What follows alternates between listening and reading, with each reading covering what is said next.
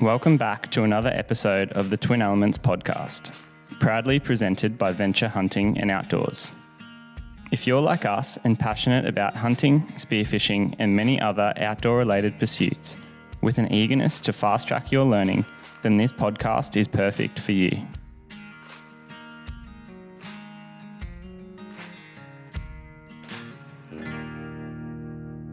Alrighty guys, welcome back to another episode of the Twin Elements podcast. Before we get too far along into this podcast episode, I'm going to take the opportunity to quickly mention our Twin Elements 20k or 20,000 YouTube subscriber giveaway, which we have recently launched over on our YouTube channel.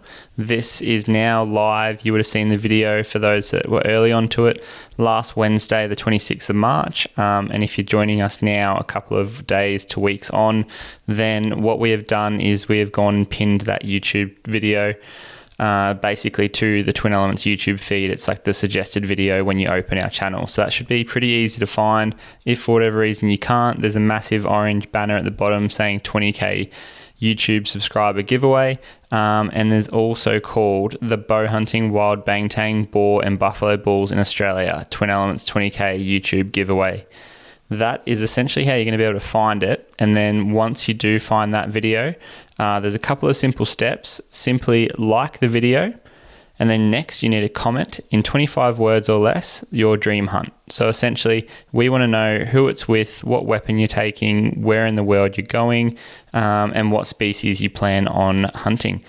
For example, that could be bow hunting a giant bull moose in Alaska. You know, for James and I, will be with our father, Nick. For you guys, it could be with a mate or someone that got you into hunting. It could be the partner, it could be the kids, whatever it may be. We just want to hear where you're going, what you're doing, and we're going to be selecting at random a winner from the comments list there. Lastly, the winner, in order to be selected, must be subscribed to the Twin Elements YouTube channel to be eligible to win. And obviously, we're going to be giving that away when the Twin Elements YouTube channel hits 20,000 subscribers on YouTube, which is very, as we're happy to announce, nearing, that quite quickly, which is really amazing. It's been a long time coming, but basically, the prize pool includes thousands of dollars worth of gear, which has generously been donated by some amazing brands in the hunting industry, these same partners and ambassadors that have been supporting us for many years now. So this is just a bit of a short running list.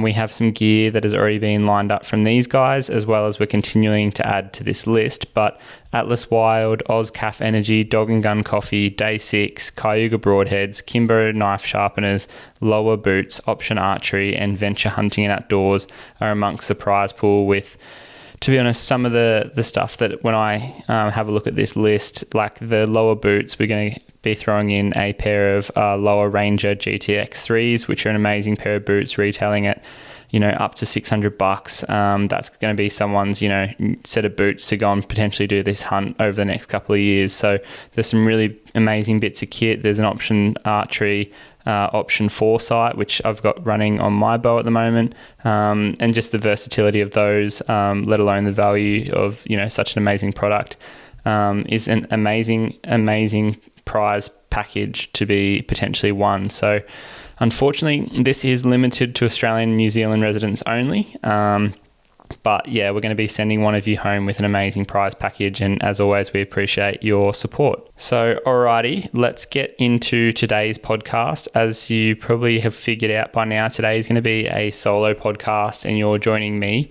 Ayden Doumtsis, for what's hopefully going to be an in-depth rundown of what processes I go through from basically the seconds following a shot on an animal all the way through until, hopefully that moment I lay hands on that animal. So this is, as you can see, everything after the shot. And it's incredible how many times I've experienced personally, as well as heard of other hunters thinking that they've made a perfect shot on an animal, perhaps celebrated a little bit too early, and then really struggled to find the animal following that shot sequence. I've also heard, obviously, the opposite, and shared any experiences as well, where, I've seen a shot go off, or I've taken a shot myself and thought, oh, that was a little bit further back than I would have liked, or a bit low, or, something along those lines. Just had a bit of ambiguity in terms of not knowing exactly where that arrow hit. only to move a few paces and that animal basically go down within sight, and you think, all right, how the hell did that happen? That was not on my radar. I did not think that was going to be the outcome. And I guess what I'm trying to say here is that hunting is so variable, and with so many factors to consider, obviously in the moments leading up to the stalk, and then obviously the shot. And this is particularly relevant when it comes to, the shots that we're taking on animals. So there's so many factors, from just the shot angle itself, the species of animal, and they're obviously like different anatomy and things like that. Whether it's a bow or rifle, then you've got environmental factors. For example, is it in the hills or is it flat? Is it raining or is it dry? And of course, then there's obviously animal factors, such as, is that specific animal breathing in or breathing out? Is it inspiring or expiring? Has it been rutting? Is it relaxed? Has it been stressed out prior? Was it, chased across the hill by another stag or another boar and bashed seconds earlier, and now it's got, full of cortisol or something like that? So that all, I guess, relates to its level of alertness. And all of these variables, very quickly we'll find out, can all change the outcome of the shot. Even if we think that we've, taken this same shot, whether it be a 20-meter broadside shot with the bow hundreds of times on a feral pig, for some reason they all seem to be slightly different when we go and obviously follow up after the shot. So I've basically gone and taken a bit of a post-shot sort of playbook here, and this is just some factors and considerations that I take into account after every shot, whether I think I've nailed it, done poorly, if it's a 20-meter broadside shot textbook, or if it's a 5-meter front-on shot. Doesn't really matter. These are just a few of the considerations that I obviously, try and have playing through my head as I go to follow up on that animal post shot. We will also be touching on a few FAQs. We've got some specific to this actual podcast topic, which is great. And as always, if you guys have any questions on getting rut ready following this podcast, then please obviously send them into us via the email with subject outline FAQ, and just send those into info@twinelements.com.au, or you can DM either Twin Elements James Doumtsis Outdoors or Ayden Doumtsis Outdoors, and we will always strive to get back to you guys.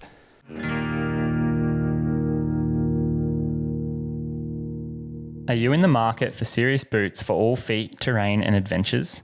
Well, look no further than Lower Boots. We have been running the Lower Ranger GTX3s for many years now without so much as a blister. The team at Lower have extended their generosity to you, our valued listeners, and supplied us with a unique discount code. Use code TWINELEMENTS10 at checkout for 10% off your next order. Wear Lowers on your next hunt. Your feet will thank you. Alrighty, so for today's example, I figure with the rut booming and coming in very quickly, what we might do is just give you guys a bit of a scenario in terms of, for this podcast specifically.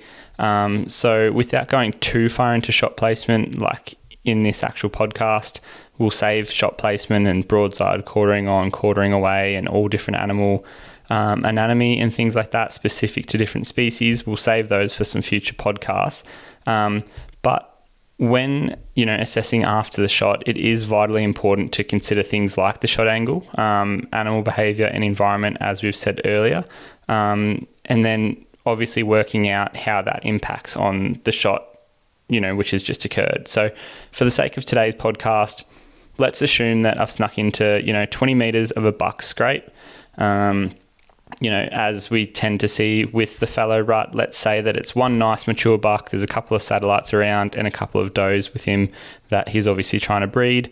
I was able to take a pretty safe, pretty standard broadside shot, maybe slightly quartering away, like it happened obviously pretty quick when he did finally settle on his scrape.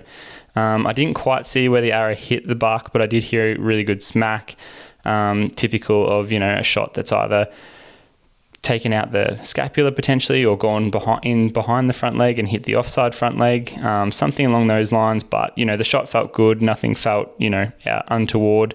I did see the buck run downhill after the shot, and a number of other animals, so those does and satellite stags or bucks, didn't really know what was going on. They sort of remained in the vicinity for a couple of moments, and then they eventually ran off in sort of all different directions. So immediately there, there's a fair few factors to consider. We're going, all right, we've obviously got a lot of, importance placed on that buck, but then there's obviously, you've got to start thinking of this as like a crime scene essentially. So what you want to do is sort of work from the way in, work out, and try and really line up your variables as to what's important. So my first consideration in these situations is to always, as a bow hunter, nock another arrow.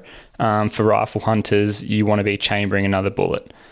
And basically, you want to do this as stealthily as possible. So there's no point, fumbling around, putting another arrow on if your buck that you've just shot is standing there, at 10 meters unaware after the shot, because you don't want to give him any adrenaline or any, means of concern that he's in danger from someone in the immediate vicinity.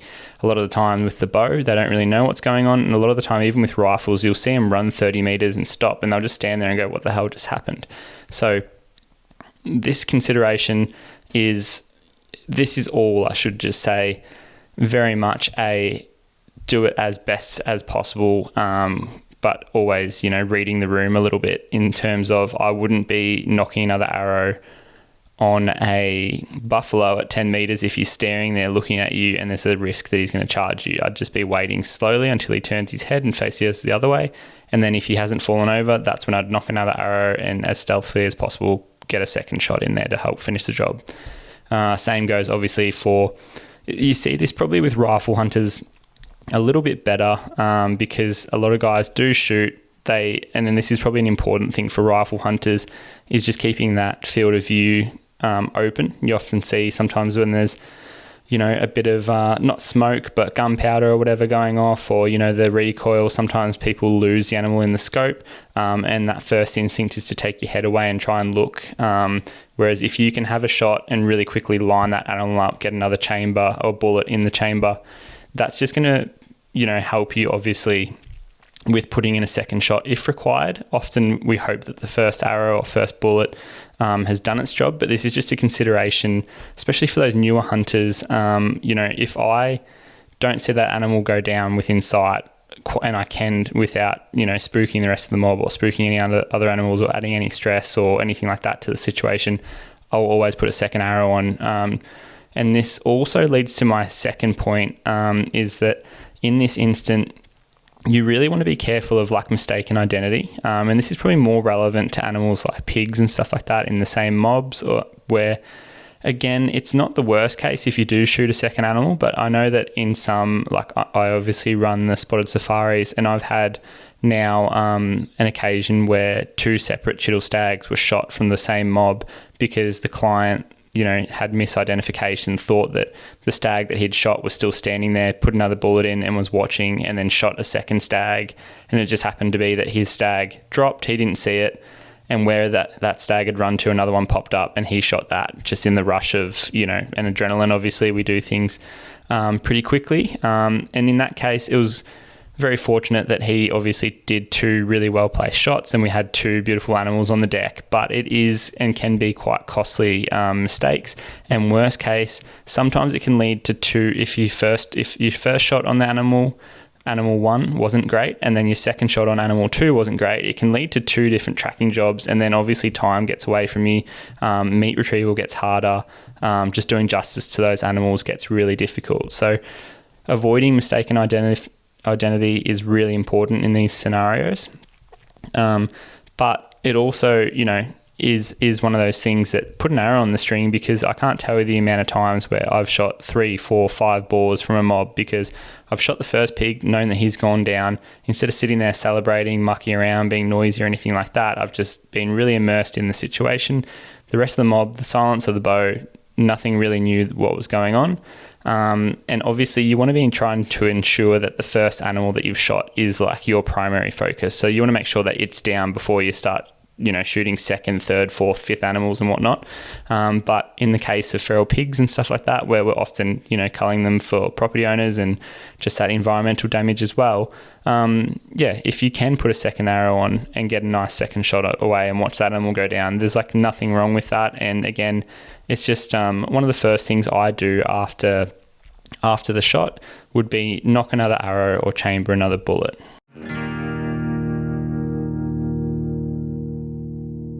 There's a reason they say, get serious, get Hoyt.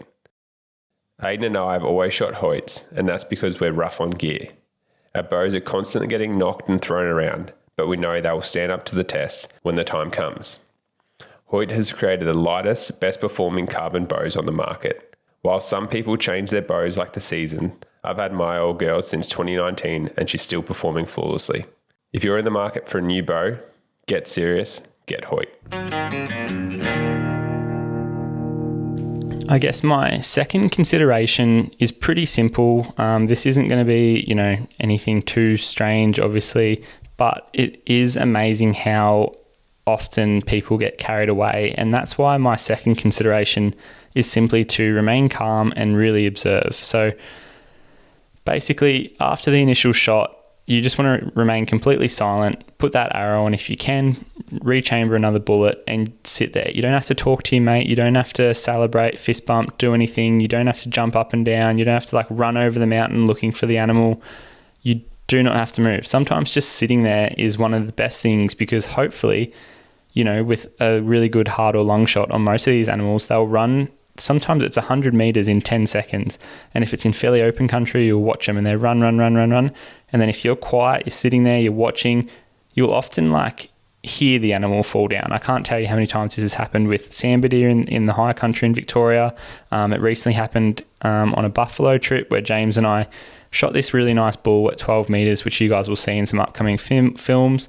And the bull basically did a wide arc about 50 meters, 60 meters around us, crashing through all the scrub, and then it just went dead silent and we didn't make a single noise. We were just sitting there. And to be honest, and then I was kind of getting a little bit nervous because I thought, geez, maybe he's run out of our audible zone. And then there it was, 10 seconds after the shot, we hear this massive crash to the ground, and that was sort of our confirmation, or never confirmation. You obviously want to be have your due diligence and be patient and then follow it up and, go through these steps that we're going to talk about. But that was a massive indication as to that buffalo had fallen down in that general vicinity. So again, the biggest thing with just remaining calm is not, celebrating prematurely, listen for the direction that the animal runs away. Also just watching the sort of behavior of the other animals nearby. So if you sort of have a shot, especially with the bow where it's nice and quiet, that buck runs out of frame or out of view over the mountain, down the hill, and all the other animals are calm and going, oh, what happened? They'll initially jump and run and they might stop 20 meters away and they're looking around. They might be looking down the hill to where that buck just ran. And then if after 10 seconds, they might hear a crash that you can't even hear and they start running, that's often a good sign too that animal that they're watching or part of their mob has fallen over. So, there's so many little cues that you can pick up on here. And the biggest thing is just being observant. This is really, really crucial, and why I've sort of given its own consideration, because it is underrated just how observing during this period here can be really important for later on when we're following up after the shot. So that sort of brings us into consideration 3, which for me follows on very neatly with this, and it's record your thoughts. So we all often have iPhones, whether it's talking to your hunting buddy. This step here is really, really underrated as well because, again, as we said, hunting has so many variables. So I like to make it clear, particularly if I didn't see the animal go down. If I see the animal go down, then I'm probably a little bit more lax on all of these steps. But I do like to take them just to learn from the whole scenario as well. But what I've started doing, especially in the hills, when I've shot something, I did this with my first couple of sambar deer, where I didn't see them quite go down, thought I heard them, all these different things, was kind of looking around going, shit, which tree did I actually shoot that deer near or whatever? Where was he on the game trail? And I've learned a lot over the years of doing this. And as soon as you can sort of assess the situation, that animal's now out of the situation and you are very far into this after the shot period, you kind of start to second guess what happened a little bit. And that's why I think recording your thoughts is great, or at least what you initially thought, because sometimes you'll go through this tracking job or you'll go through periods, you'll kind of actually like forget, oh, did I shoot him there? Or was it, maybe it wasn't quite broadside. Maybe it was quartering on. Maybe it was this, maybe it was that. Was it 25 meters or was it 15 meters? Like, and you start thinking about all these things, and sometimes it's not important, but for some stalks, or sorry, for some, tracking jobs, it can be really important. So I like to just think on, did I think the shot was good? Did I think the shot was back? Did I think the shot was high, forward, low? Did I think it hit bone? Did I hear it go crack? Did I hear it maybe go in the guts? Did I see the arrow hit the stag? Did it run off with the arrow? There's so many different variables. I'll write down the shot angle that I thought it was, which also should tell me things like, does it have an entry and an exit hole? If it was front on, the arrow might still be in the animal, very, very much like within the animal as it ran off. Another thing I'll like to do at this point in time, if I have the benefit of filming, which we often do here at Twin Elements, which is really a luxury, is I'll like to watch back the footage. And as I said, this is obviously the best thing about filming our hunts, because we get to go back and it's almost as if the camera is like a bit of a third-party referee, and we just get more input on all of those variables as I discussed. So, I like to write down which direction it ran. And then what I'll start doing is actually, this is again with social media and photos and everything being on the camera phones these days. I like to take some images of exactly where I'm standing, what tree I'm standing at. And then from my perspective, where the animal was standing, I'll often, take a photo and I'll draw a little dot. All these sorts of things are super important. I might even take a video of me talking to the camera, saying this is where I was standing, this is where that stag was, I think he was 23 meters away, blah, blah, blah. And just record all that information, because it really does come in handy later on. Venture Hunting and Outdoors is Australia's premier hunting retailer. Venture started from a team of passionate hunters with the mission to give Australian hunters the resource they deserve. Through community events, top quality gear, exclusive deals, and expert guidance, Venture is more than a hunting store. It's a community. Check out their incredible mega store in Brisbane today, or head to their website to shop all things hunting and outdoors. The next consideration, I think we're up to number 4, is it's sort of, this is a bit of a decision now. Do you assess basically like what's the strategy? Are you going to wait some time, or are you going to go in for an immediate follow-up or tracking, like essentially? And this is very much largely dependent on, was your initial thought that the shot was good or bad? Is it late in the afternoon, early in the day? Is it super hot, super cold?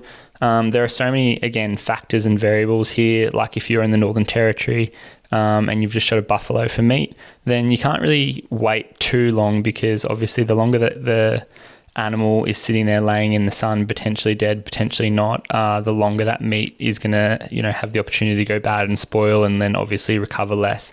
The same goes for, is it getting close to nightfall and you've got to drive 3 hours, it's the last afternoon of your hunt.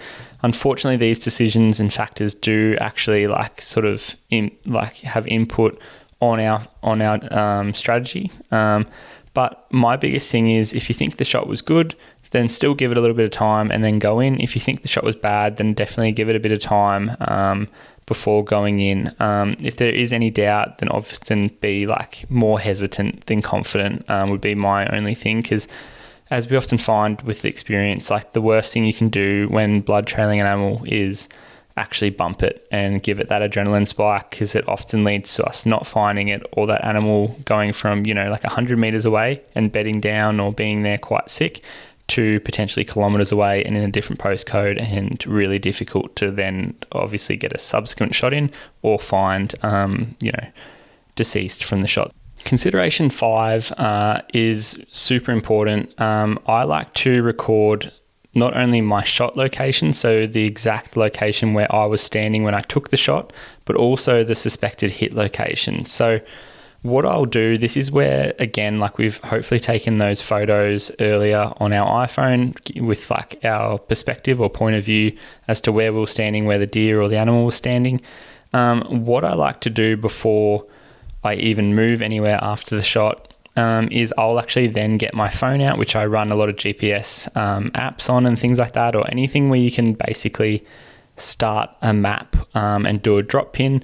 I'll do that, and I'll simply write, like shot, for example, and then that way it's a definitive location that I can always go back to, because I can't tell you the amount of times you look around and go, oh yeah, I'll be able to come back to this point, especially in the Samba Hills, when you're hunting like these sort of open ridges where there's a bit of tea tree and whatnot, and you think, yeah, no, I'll be able to come back. I shot him just off that game trail and it was by that big gum tree. And then you walk 30 meters forward to where you think you shot him and you look back and you go, holy shit, which tree was that? Like they're all big ironbarks or they're all big gum trees that you're looking back at.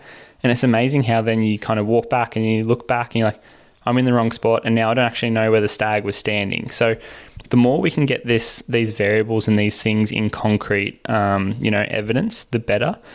So yeah, I like to record exactly where I was standing when I took the shot, as it helps to try and obviously piece things together later on. What I'll often then start doing is start a tracking feature on my phone, which is going to be our next consideration, but that's just so that I now have a definitive like drop pin saying where I took the shot from. And then from this moment until I find the animal, hopefully every step that I take is going to be recorded as a tracking feature. So I'll basically then move over to where I perceive that the animal was standing, and I'll put a second drop pin down saying hit. And that's where you're obviously going to start, looking for blood and tracks and things like that. But before we do that, as I said, consideration number 6, I really like to enable that tracking feature on my phone as well, because what this does is this is going to essentially be, it's great. If you don't have to use it, then it's amazing. Like if you end up going 20 meters past, where you think you hit him and you're just over the hill and there's a nice Samba stag laying there, then absolutely amazing. You just turn your tracking feature off. But where this tracking feature can be really, really effective is, say you've gone and done a bit of blood trailing, you've gone for 100 meters, and you're following initially a bit of a spatter of blood, and then it drops to pin drops, and then eventually you're on his running tracks, and then nothing. Say it rains and you lose his tracks or his blood or whatever. At least you have this grid or this tracking sort of line as to where you've walked. And if you're over the next day, if it's cool enough weather and you're really determined to obviously find this animal, which we all should be, you can go and rely on this tracking feature. Sometimes I've gone and I've looked absolutely everywhere, and then I'll come back to a site, years later, and I've found animals dead where I thought I looked, and it's purely that I must have missed them in thick bush by like a couple of meters, or simply not looked into a specific, little blackberry thicket from the right angle, and I've missed it. But what you can do, and this is where this tracking feature is extremely important, is I'll often do as much due diligence walking around, do all the reasonable things as to where I think the animal's gone, do all the tracking. And then sometimes I'll just start in a little simple grid effect. And especially if you've got a couple of mates with you, or, you bring your dog even, you can really thoroughly go over an area and go, oh, geez, there's a tennis court sized, area that I didn't actually check here, sort of in the middle of my search quadrant. I'm just going to go back over there and check it. And there's a fair likelihood, if you think, especially you've done a good shot, that stag is dead or that animal is dead within 100 meters. But you can genuinely miss them, especially if you keep going to thick bush on the side of a steep mountain and you think, oh, I'm just going to take this game trail and go around it slightly, but I'll look at it from the other side. You might miss the same spot 5 times, whereas at least with the tracking feature on your phone, you can go, no, I've definitely walked through that. There's a line going straight through that bush, or, I'm satisfied that my tracking feature shows that if that stag was dead where I've been, I would have seen him.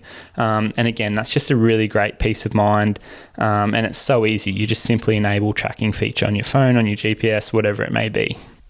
So consideration number 7, I think we're up to now, is where as I alluded to earlier, we are sort of, when you've shot an animal, you want to go and establish that crime scene. So right now is where we're going to try and find the evidence. And I like to think of this as a bow hunter for me, as essentially I try and find the arrow. If I can't find the arrow, it's the animal's tracks or the first bit of blood. So they're the three main things that I'm looking for. If it's a rifle, it's probably less obvious to find a projectile or things like that. But what you want to be looking for is obviously like the animal's tracks or blood as well.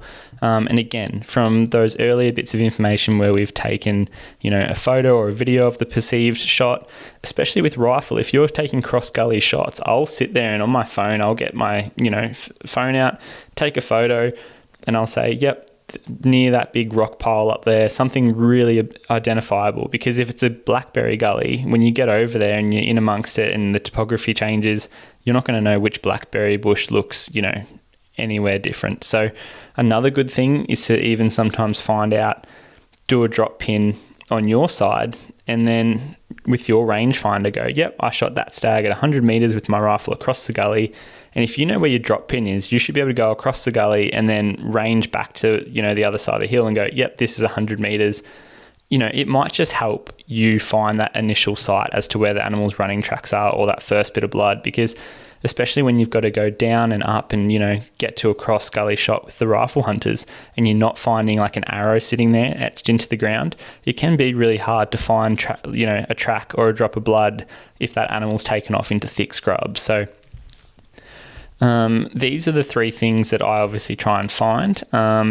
And then, as I said, we'll try and match these with my images from earlier and try and work out where that should be. And to be honest, if I've shot most of the time at like a broadside animal and I've done the, shot mark as a drop pin, hit mark as a drop pin, and then walked over to it, normally pretty quickly by the time I get there, I look just beyond where I think that animal was standing and I'll often find the arrow sitting there in the dirt. Like often it's a complete pass through, which is great. We obviously put a lot of confidence in our gear, in our broadheads and arrows and whatnot, and obviously love being able to resharpen them and all that type of stuff. And that's why when we get like a complete pass through, it's great. But I personally actually run white Fletchers on my archery gear, on my arrows, because I want that arrow to basically tell me every little bit about the hit site. And we'll get into this a little bit later on, but I'll spend quite a considerable bit of time looking for an arrow, obviously not walking over blood or animal tracks and things like that. So that's the thing, when you get towards this hit site, you want to be, as I said earlier, like at a crime scene, not introducing any new dirt, any new footprints, any new tracks, anything. Don't bring your bow and backpack over and just slump it down on the ground. Everything needs to be pristine because you want to be able to come back to this site as meticulously as possible, repeatable as possible over the next, could be an hour that you're trying to find this animal. And this should be your spot that you can go back to reliably and find that first bit of blood or first track or first whatever. And what I'll like to do is, once I do find, that first bit of blood, I'll often mark it or I'll often drop another pin on it or whatever it may be. So we're just trying to find that evidence as early as possible, because that's going to give us, one, the satisfaction of going, yes, we did hit this animal. We have shot at this animal. Now we have to do our due diligence and find it, because there's nothing worse than when you can't find any evidence and you think you've shot an animal and then you're sitting there going like, why is there no arrow? Why is there no blood? Why are there no tracks? Like, he couldn't have just, Houdini'd it and disappeared. So the other thing, you might not find any of these arrows, blood, tracks or anything like that. But what you can start looking for is, areas such as broken limbs or broken logs, any debris that's crashed where the animals crashed through. It might be, sometimes game trails are the best things. You really need to go through and with a fine tooth and comb, really pick apart this crime scene and try and, as a forensic investigator, essentially try and find exactly where, this first drop of blood is going to come from, because you really don't want to stampede over the initial blood trail as you move forward, because the tiniest little bit of like blood on a leaf, especially the way it falls and the way that that droplet sort of lands on the leaf, can really dictate and change whether or tell you whether that animal's running a certain direction, or if the blood trail is going to sort of go a slightly different way from what it has been as well. So there's so many different things to sort of obviously think about here.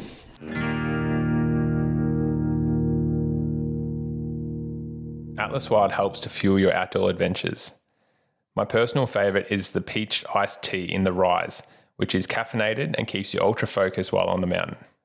The electrolytes and B vitamins in there prevent muscle soreness and means that you can back it up on these extended hunts day after day. We've teamed up with Atlas Wild to get 10% off your next order by using code TWIN10. That is TWIN, 10 the number, to get 10% off your next order. Head to their website and shop today.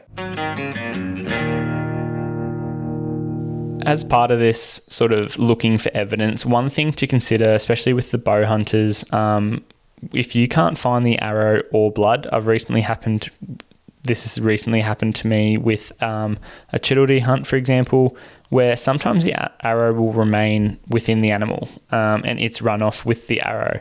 And sometimes that can actually act as almost like a bit of a plug and prevent any blood from spilling out, especially with those high lung shots. You see it quite often. Or if, the entry has gone in and there's no second exit hole, and that arrow is sitting out one side, there might not be very much blood actually leaving the thoracic cavity, for example, and that animal can still be, lethally shot dead on its feet, running, 50 to 100 meters very quickly in a couple of seconds. But you might not find any blood. And there are so many differences when looking for blood trails between, a 2-blade broadhead or a 3-blade broadhead. I can't tell you the amount of times that I've shot, really thick-skinned animals like buffaloes or boars with a 2-blade broadhead, and they've been dead so quickly. They've run 40 meters and they're dead, and you could not find a drop of blood because they're really thick, leathery skin, or their fighting shield on a boar literally just closes that 2-blade hole up straight away. The arrow passes through, but then the thick skin and gristle will just cover that hole, and you might not find any blood. But that's the benefit of hunting sometimes in that open country. You'll see them go down, but that's where it's particularly important, especially for animals like sambar deer. And I definitely have found this with rifle hunters as well. Not that I have heaps of experience as a rifle hunter. I'm not going to lie, I primarily hunt with a bow, but I have guided plenty. And what I have found is that a lot of the chital deer that have been shot and that we've had trouble finding are the ones that don't drop on the spot, and they run a certain distance into bush and we don't see them go down. And it can be really, really, really difficult finding blood with, certain hollow points, especially when they're going through and they're expanding and they're not punching out the other side. They're doing their job. And often with rifles, that you're obviously relying on that, percussion effect and trying to knock down animals rather than them hemorrhage and bleed, such as what you're doing with a broadhead. So these sort of things can be, seen obviously with bow and rifle hunters, and that's why it is really essential to set up your crime scene and try and find the evidence. The next consideration, hopefully we've been able to find some blood after getting to the hit site, and that is actually assessing the blood trail. So, some things to start looking for. Again, with after the shot, everything just comes down to being super observant, super aware of the situation, and just trying to take in as much information as possible. You really are a forensic sort of investigator in this instance. And again, I said earlier that I really personally love to use, white fletched arrows specifically for this reason. I know a lot of guys like to use, bright red, bright yellow, bright whatever, just because it makes finding the arrow easier. Whereas for me, I couldn't care less. If I shoot one animal with one arrow and it breaks or I lose it or whatever, it's never nice. But if I can find that arrow, and especially with white fletchers, I can then go and really assess the blood trail. I just find that so much more valuable than being able to look in long grass and go, oh, yep, there's my yellow fluoro fletchers, but I can't really read a blood trail off it that well. And that's not always the case. A good blood trail is often a good blood trail, but it's more for those instances where you get one tiny little bit of drop, or maybe it's not even blood, maybe it's just some gastrointestinal contents, or all these little things. So that's where assessing the blood trail is extremely important. You want to be asking yourself questions, for example, like, is there any meat or muscle? This is relevant, obviously, to rifle hunters as well, because sometimes you might hit something far forward and you've got more meat or muscle and there's no blood. There's no blood, it's just muscle. Is there any gastrointestinal contents?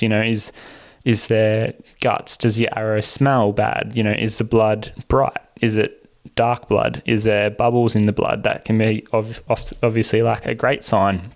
If there are small little bubbles and the blood's quite frothy, then it's an indication that you've hit the lungs, and that's something to cheer for. But if there's not, maybe that gives you something like, a little bit of hesitancy and doubt to sort of proceed too quickly with the blood trail.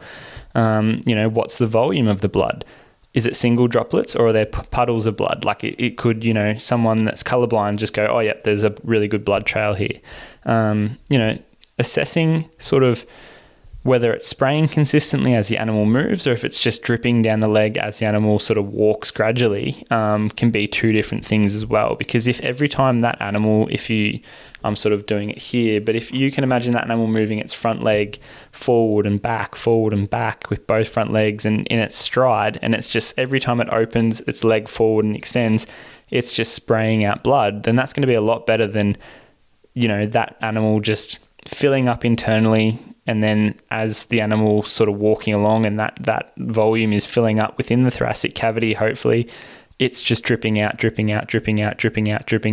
this little hole, then, you're going to have two totally different blood trails there. So another thing to consider here would be what I really like to look for, especially as a bow hunter, is the blood on both sides of, the game trail or the area that the animal's running down the hill. So essentially, you want to be able to read from that, is there an entry hole and an exit hole? And 2 holes is twice as good in the sense of, blood trailing, just because it means you've got an entry and an exit. The animal's got 2 different ports that it's bleeding from.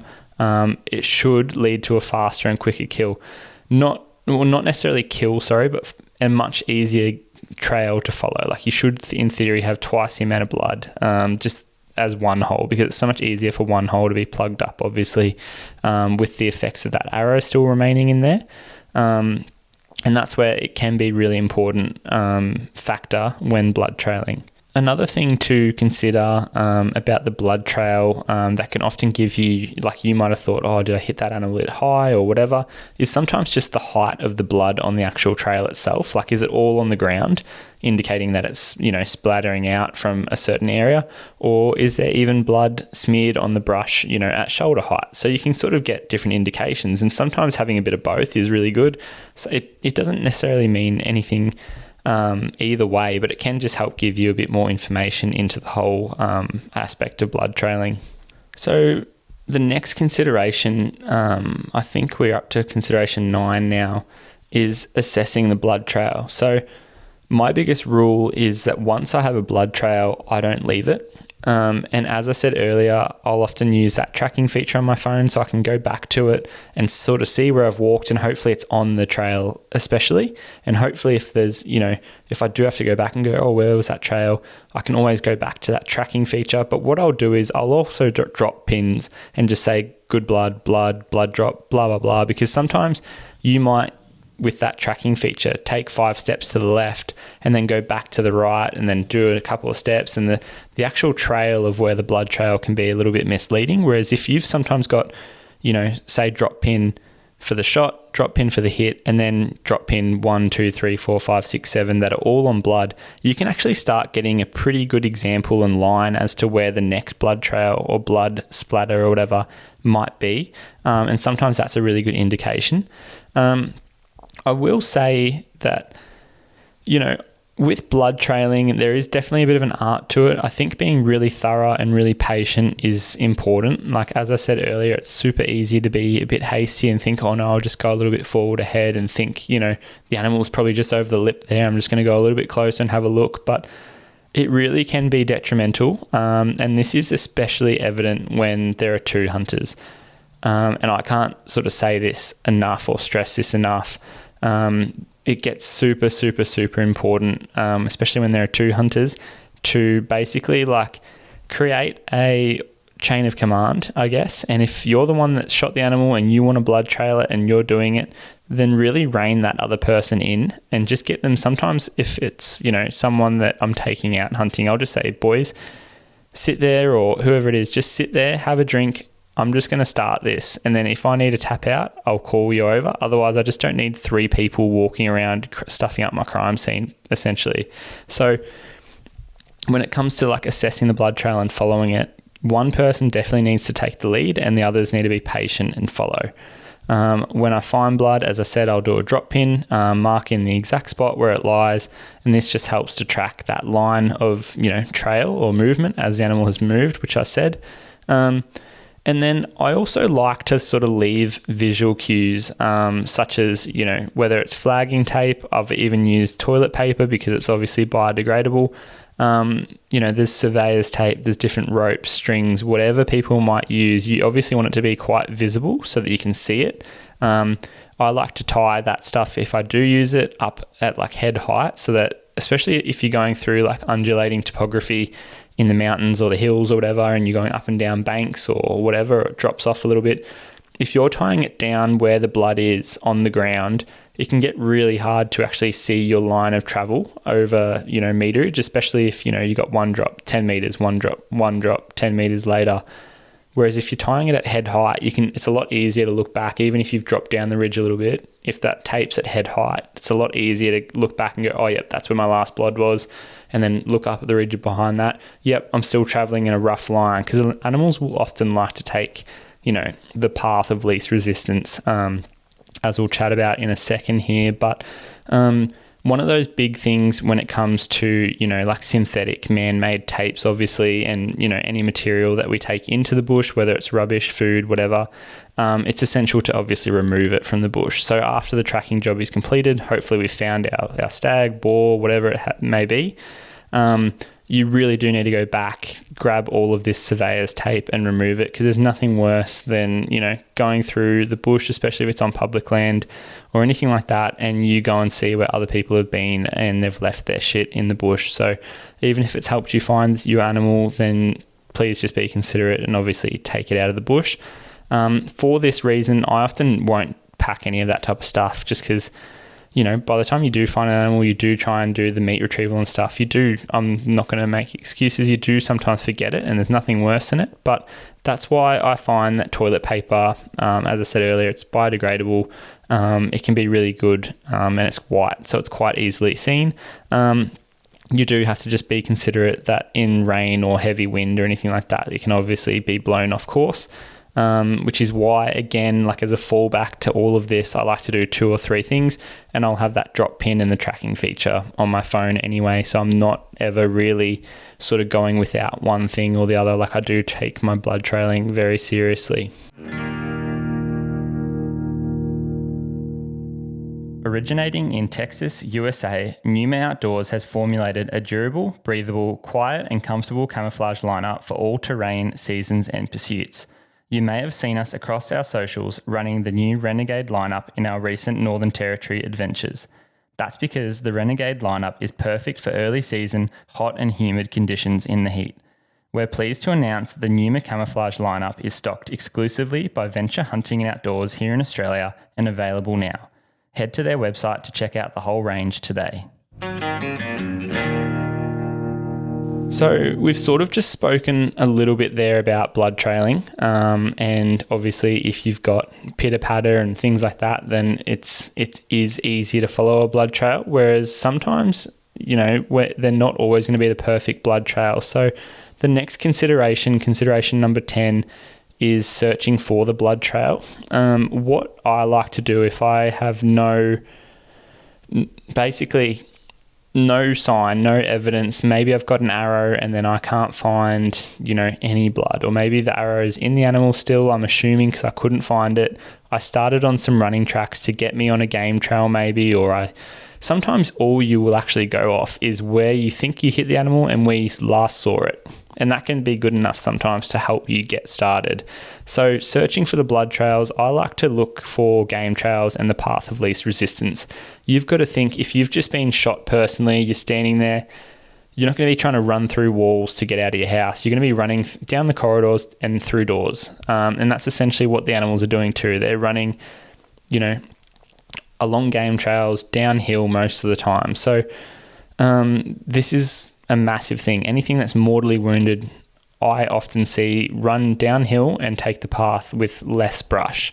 They'll also, as a general rule, seem to try and follow the other animals in the mob.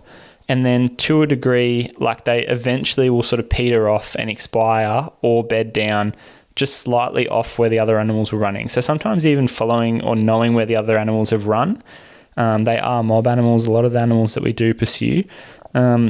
You just want to be careful that you're not getting mixed up with following, all the animals, and then your animal's just snuck off to the side and you've walked past it and then winded it potentially, because that can be one of the worst things in terms of, successful outcome for these stalks, especially on those marginal or borderline sort of shots as well. So another thing to think about is that different mediums have better or worse blood holding qualities, I guess. So if you're hunting in really sandy country, like creek beds and things like that, and you're trying to look for, the single little drop of blood on a dry creek bed, it can get really, really difficult. Whereas if you're hunting up north in the Northern Territory and this animal's run across, under some gum trees, and they've got those really dry, broad, gum leaves that are often like that crunchy brown sort of texture and color and whatnot, you're going to have a lot better time trying to find blood trail on those really dry, broad leaves, because one, the medium is going to hopefully catch it a lot better compared to even sometimes blood trailing first thing in the morning on dewy, wet, fine grass stems or something like that, or whatever, can be quite difficult. So you've just got to keep that in mind. If you're on really good blood and you've found blood and it's easy to follow, then that's great. But sometimes we walk too fast for what the actual medium can hold. So sometimes you will, as you get out of potentially the edge of a paddock where you've shot this deer, it will literally be a speck of blood, a speck of blood, a speck of blood, a speck of blood. And then as soon as it gets out of that short green, clover field, for example, or where there's really wet, green, short, green stems, I guess, of grass, and then into maybe some dogwood, you might find that the dogwood is absolutely smeared and you're like, oh, yep, now it's like someone's got a paint roller and just gone across the whole dogwood and you can follow that track. But it might have taken you 20 minutes to cover 20 meters in the initial part. So just be mindful. Obviously, if the temperature is really, really hot and dry, sometimes blood trails will dry up pretty quickly, and this can be relevant up in North Queensland, and it can be sometimes difficult to go, is this sap on a leaf or sap on a branch, or is it blood? And you don't get the benefit of, feeling it and seeing if it's, sticky and still blood, or if it's really watery or whatnot. And then the same obviously can be said if it's super wet and raining. It can be obviously a nightmare trying to blood trail stuff in the rain because your evidence is just disappearing in front of you. So that's where, being mindful to be quick and efficient is one thing, but you again don't want to be missing things by being hasty. So there is a lot to go into searching for a blood trail. Being able to try and touch and feel blood can be really good as well. If I've sometimes used toilet paper on a leaf or something and gone, is that blood? And dabbed it with the toilet paper, because the toilet paper and that white sort of cloth, I guess, or fabric is really good at showing you at least that, yes, this is blood, or no, it isn't. Sometimes it's just dirty water. Sometimes it is blood.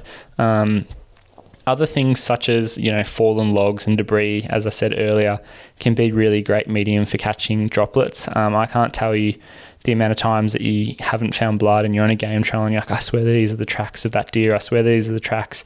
I just can't find any blood. And then as soon as that animal gets to especially a fallen log, and you've almost got to acknowledge it as a dressage horse competing or jumping over some jumps, and you can imagine the energy required to leap over that little log or something that's on the path. Not only does the big broad log and its grey bark or whatever act as a really good medium to see blood, but also the act of jumping over a log can be a really good spot for that arrow or gunshot or whatever to reopen, particularly if it has closed, or particularly if it's only dropping tiny little drops of blood that you're missing.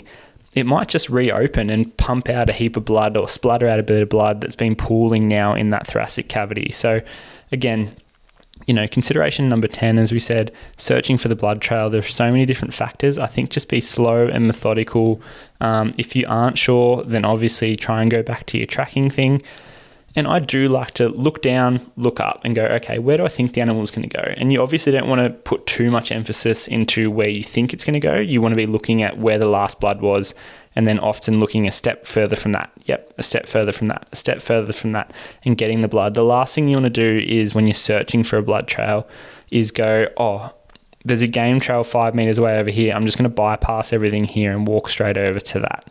Consideration number 11 is what I consider to be the most important point of a blood trail. And these are those blood trails where it really is testing, like you're following things, and it's kind of, you start getting a little bit nervous, to be honest, at this point, because a lot of the time, even if you thought an animal was shot really well with a bow or bullet, does not make a difference. You're kind of in the back of your mind going, geez, I've been traveling for a little bit further. And that's where sometimes when you're looking at the ground, it can actually be a bit misleading. Whereas having that on your mapping feature, the hit site, sometimes if you tap on that and it says, oh, you've only traveled 35 meters in a straight line, even though your track as such might feel like you've been winding around for 100 meters, if that makes sense, like your foot patter has moved 3 steps that way, come back to the trail, 5 steps that way, come back to the trail. It might feel like you've been walking for ages, but then by hitting that drop pin, sometimes it's 30 meters and you go, okay, sometimes a deer, even with a heart shot, will travel 100 meters quite easily downhill. So what we're about to talk about now, as I said, is what I consider to be the most important point of the blood trail itself. And that's when you do have like a consistent blood trail, because often an important point of the blood trail is like the first drop of blood, because it gets you on that point. But this is what I'm talking about specifically, is when you've been following the blood for a little while, and then what you want to do is essentially look for a spot where the animal stops and stops running, basically, for the first time after the hit.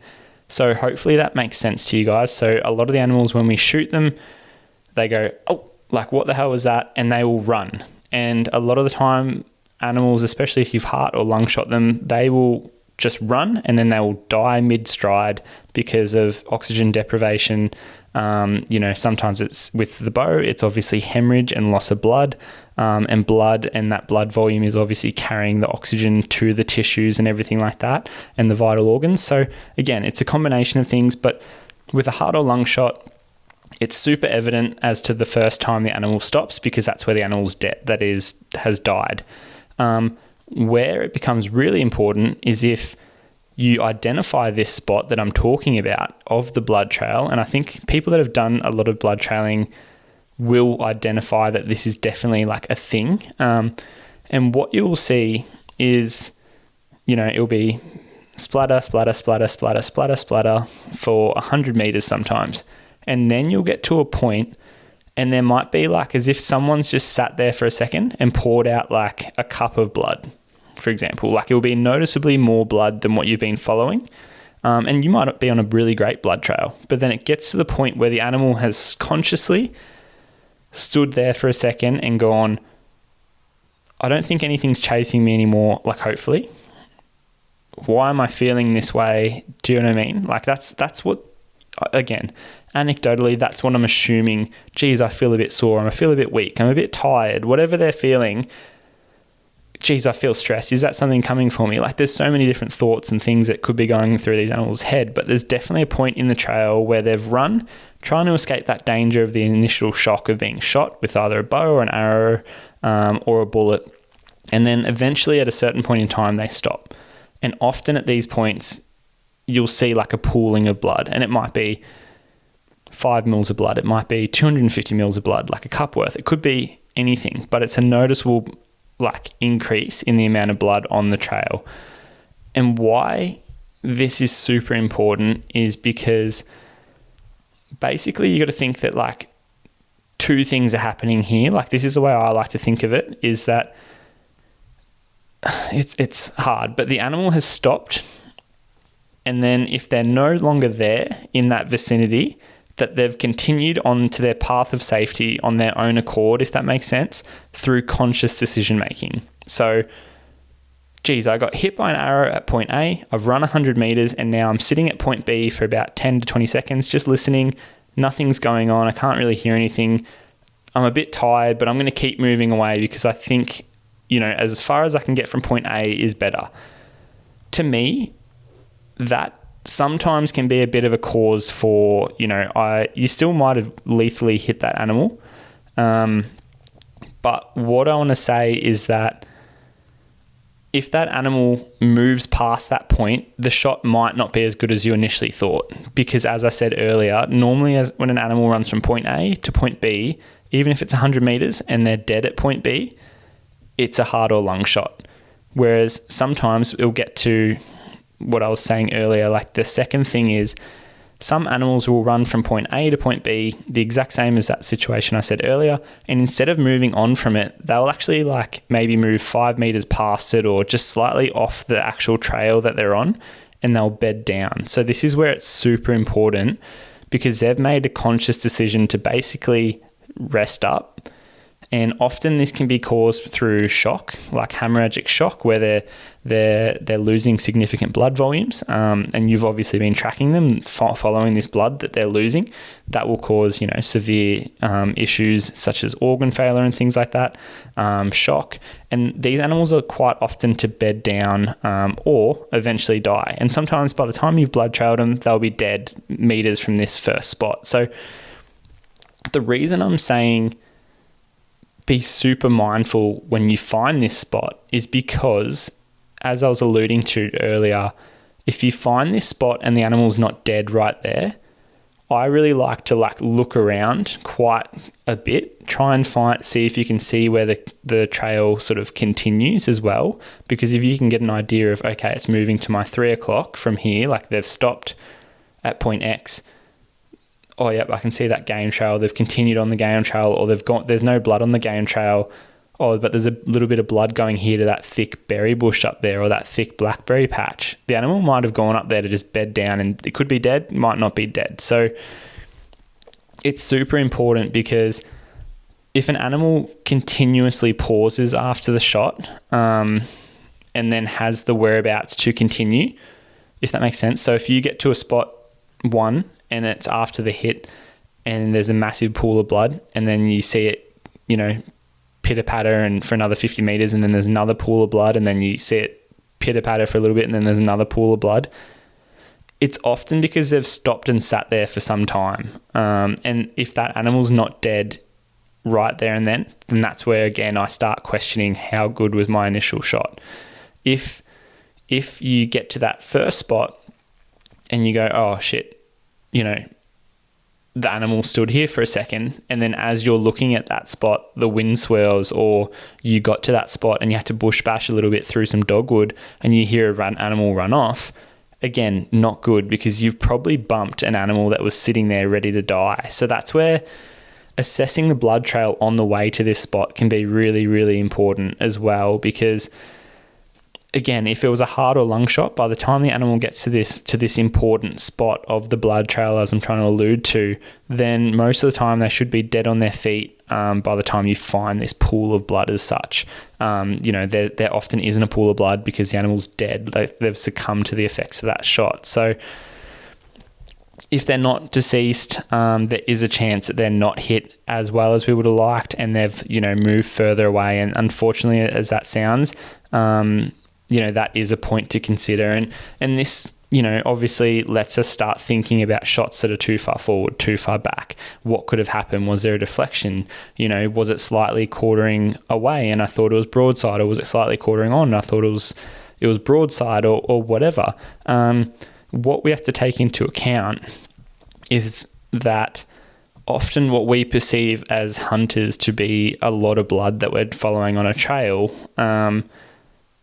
the perfect analogy, and I know James and I love our analogies, is that, we do a simple little paper cut, you can fill up a couple of tissues very quickly with blood, and it's a tiniest little cut. Like, it's honestly not even relevant as a cut. Like, the initial hurt, yep, got me. You sort of forget. If the blood wasn't there, you wouldn't even realize you were cut. Think now to an animal that you've shot through the vitals, potentially. They can lose so much blood so quickly. But even when we look at the pool of blood on the ground, and hopefully the blood trail that we've been following, we want it to be as good as possible. We want, like great blood trails, obviously. But as a general rule, at most large animals that we're hunting have, about 10% of their body weight as blood. I think it's about 8% is probably more accurate. But just for the argument of today, let's say that, like a 100 kilo boar has about 10 litres of blood. Losing 1 litre of that blood would be significant. Like, that would be causing, likely death, definitely shock, all these types of things. So to think of that though, if I was, this is where being the vet and having that background comes in handy for sort of assessing blood trails and things a bit more objectively. Like, for me to go, oh, that's an amazing blood trail, I really need to see a lot of blood now, because I can see when I work as a vet and you draw up medication in, like a 1 ml syringe, and if I was to grab 1 ml of red food dye and squirt that across the wall, it would look like a murder scene. Like, it would look like the wall is just covered in blood. And 1 ml of blood in the grand scheme of things for a sandbit deer is nothing, even though it can look quite significant. So when I used this example just before of a 100 kilo boar and then potentially having, 8% accurately, so 8 litres of blood, it could lose 800 mils of blood before it goes into shock and death, if that makes sense. So that's a lot of blood, 800 mils. You got to think of, your Nalgene bottles. If you were to spray a Nalgene across the ground, that's a lot of, especially when it's red and obvious, that's quite a lot. So again, the only reason I'm mentioning this as my a key consideration, I think we're up to number 11, and the most important part of the blood trail for me is because if I find it and that animal's not there, then I'm going, okay, what has happened? Because in most instances, the animal should be dead at that point. If it's stopped and it's not dead there and then it's continued, for me, that's a conscious decision of that animal to stop and then continue moving. Whereas often an animal that's heart shot or lung shot doesn't consciously stop and then run off again. Like, they just run and then die. You literally see their legs fall out from under them. So knowing that, and as I said, knowing this is an important sort of consideration, can be really important for the next few things. So as I said, if I'm then starting to get a bit of doubt and go, okay, what's going on? Where is this animal? I'll slow my stalk up. Sometimes from this point, I'll go, I'm going to sit for half an hour, and because that animal could be right there at that next bush. It could have kept moving and be miles away too if you've, hit somewhere else. But the realistic thing is that when we've shot an animal, especially if we think we've done a good shot, and then we get to this point, they're often not too far away. And I can't tell you the amount of times an animal has been right on the blood trail dying as I've got there a couple of minutes later, and it's never nice, but it's one of those things that you just do not want to get to this point, not realize it, and then bump that animal because it has really drastic ramifications, I guess. We all know when it comes to great tasting coffee in the outdoors, look no further than Dog and Gun Coffee. But the same great tasting coffee can also be enjoyed in their whole bean variety in the comfort of your own home. Rounded out with their incredible hog chockey, Dog and Gun has something for everyone. Use code TWIN10 at checkout for $10 off your first order. Discover your brew of choice today.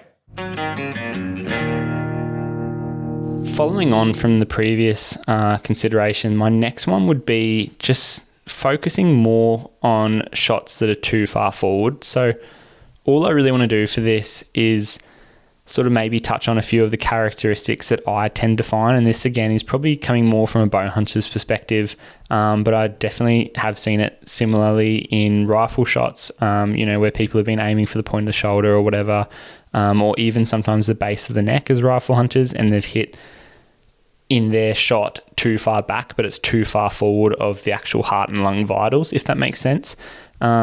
So when we look at most animals and you count, their ribs, it starts at the base of the neck and will exceed all the way back to, obviously their diaphragm and everything that separates thoracic cavity and abdominal cavity. Their heart and lungs are very far forward, often behind the front leg. So in that 3rd to 6th range in most animals is where their heart will sit. And then their lungs obviously are bigger, triangular shaped, that are sort of taper from the bottom where the heart is more up and back, I guess, is sort of the anatomy of the lungs. And it's pretty easy to go and check what it looks like. There are many diagrams and things like that. But essentially, if you miss that and you shoot too far forward, what we will often see is you'll often hear like a pretty good crack, because you're often hitting, front leg, whether it's scapula, humerus, one of the bones in there. You could be hitting vertebrae of the neck. You could be hitting anything. You might not hit any bone, but you might be hitting arteries or veins that run off the front of that, the legs there, basically. So it can still be an extremely lethal shot, even if it's not the shot that we intended. But what I will say is that you do often see, as I said, quite high volumes of blood. That blood is usually quite like bright red and really thick. You often, I guess, lack the bubbles that you see in a lung shot. And sometimes if you think, oh yeah, I smoked it, there's a really good blood trail, but then there's no bubbles, I'm going, did I actually hit the lungs, or like, did I, and especially if you kind of following this trail going, there's a lot of blood here, and if I heart or lung shot it, it should be dead here sooner than what I've found it. Like maybe you have traveled 100 meters and you still haven't found that animal. I would be going, maybe I actually hit a little bit far forward. And if you can rewatch footage or do any of those things that we said earlier, like ask your mate if there's someone else there, or revisit back through your, the notes that you've written down, and go, was it definitely broadside, or was it maybe slightly quartering on? Because I might not have got much peno, or I might not have hit the heart and lungs, and I might have actually just nicked an artery. And again, nicking an artery is never good for the animal, but there are definitely like instances where that animal could walk kilometers and survive, or walk kilometers and then be lost, obviously, and die. So the other thing, I guess, to be looking out for when assessing like these front-on sort of shots, or shots that are more forward cranial of where you intended, is that sometimes there's more likely to be like meat or bone fragments as well on the trail, and that can sometimes be seen as, those rifle shots where you've busted bone or meat or whatever, and then it is often evident like on the trail. And these animals usually run quite a distance, say about 100 meters, and as I said earlier, with that pooling, they will stop and there'll be quite a significant amount of blood. And then they'll often like go have that conscious decision where they're not lethally hit, or they're lethally hit potentially, or quite mortally wounded, but they do have the conscious decision to be like, geez, my leg is actually really sore. Like, what's that sticky stuff dripping down my leg? They'll probably smell it. They'll probably get a bit of fear. They might even hear us coming down the trail behind, or they might hear us celebrating, or the other deer in the mob might be barking at us now because we're not being calm. We're not, thinking clearly. We're celebrating and mucking around. And they might get a bit of an adrenaline rush and start moving off again. So that's where these front-on shots, or if it's, shot too far forward of, the heart and lungs, these animals will often have that blood pool after, say 100 meters, sometimes it's 20 meters, sometimes it's 200 meters, and then they'll continue.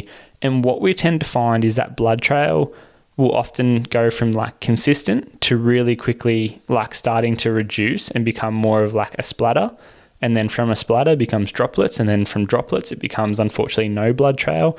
And then you're sort of sitting there going on game trails and trying to track deer based on their running marks. And eventually, often the case, it'll go to nothing. And there's nothing more, I guess, devastating than that.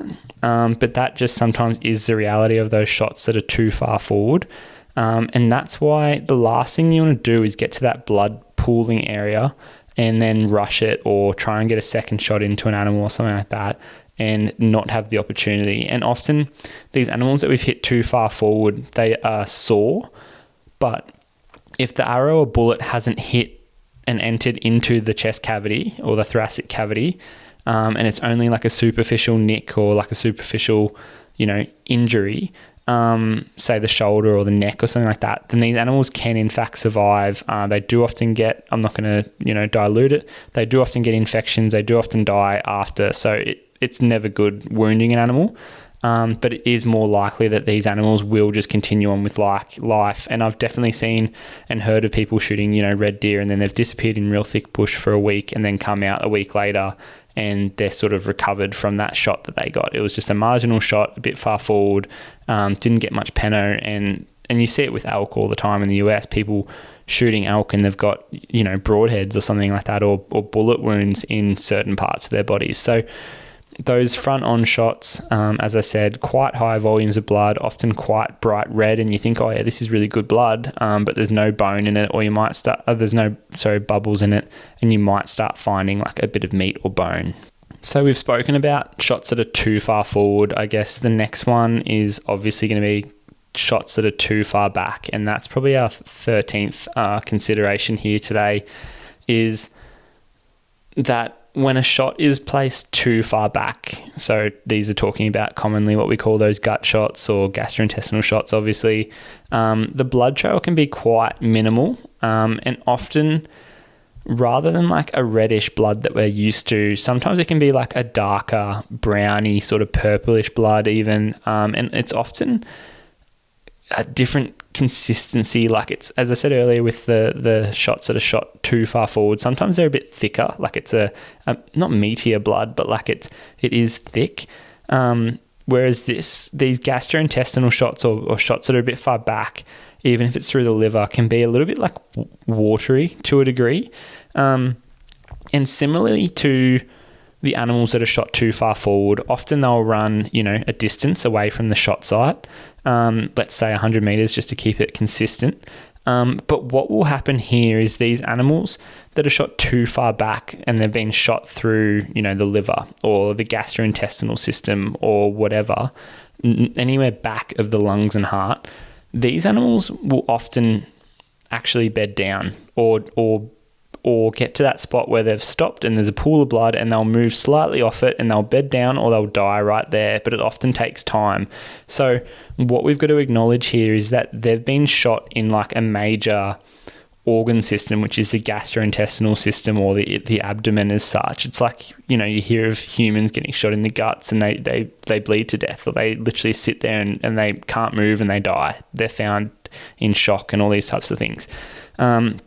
And that's because in that gastrointestinal system or the abdomen, you've got to think that there's all these important organs such as the liver, the kidneys, obviously like the stomach, all these different things. There are so many different blood vessels and stuff in there. And sometimes, obviously, even if an animal is shot further back of the lungs, or even if it's even I guess you could consider a lung shot where you get one lung maybe shot a little bit far back or something like that, or you just didn't get the penetration. Again, obviously that animal that's lung shot and you've only got one side of, say it's the left-hand side lung, and the arrow, pulled up before getting to the right-hand side lung, it's often going to die. Like they're dead. They're going to die, but then it takes longer. They might travel 100 meters and pull up. So if you're finding blood, or not finding blood for that matter, and then you start finding really dark watery blood, or you find your arrow at the beginning, and that's where like stacking these factors, as I've said earlier, can be really, really important. Because say you get up to where you think you should have a blood trail and you find your arrow and it's got green grass matter and a bit of like blood on it, I would be sitting down for half an hour minimum up to hours.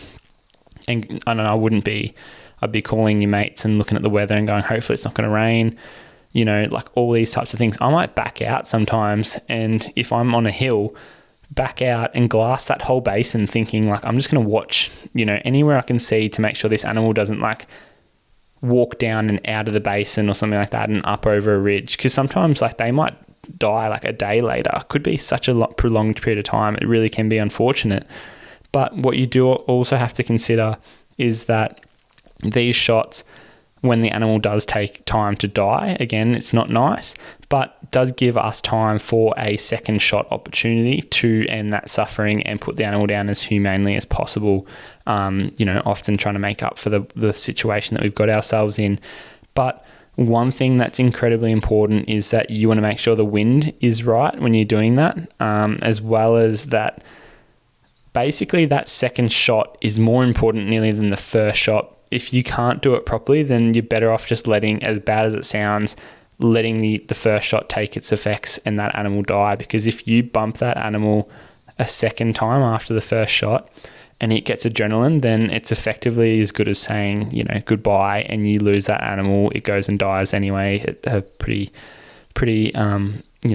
sad death, obviously, and then you often lose the meat and everything like that as well. Obviously, the trophy, if it's a trophy, which like the meat and antler and hide and everything is to us anyway. Like, we hunt for so many factors, but the biggest thing is like that meat, unfortunately, is going to be lost. Like, you might find the head 5 days later when you find a gut pile or something like that, but the meat and the precious resource that is the meat and stuff is going to be gone if you do bump that animal. So that's just a bit of a consideration about those shots that are too far back.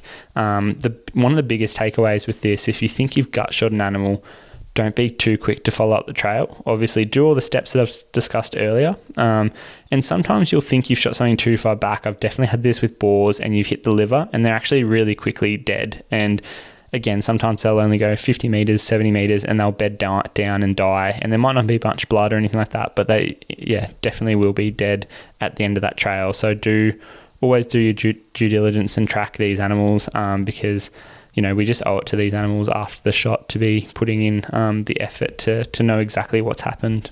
So that sort of brings us into consideration 14, which is when to call it. And again, this comes down to the individual, as much as I hate to say it. I know some guys that will shoot an animal and go, "No, I missed it," and that is it. They won't even go over to that side of the mountain and look for blood, which is really not acceptable in my eyes.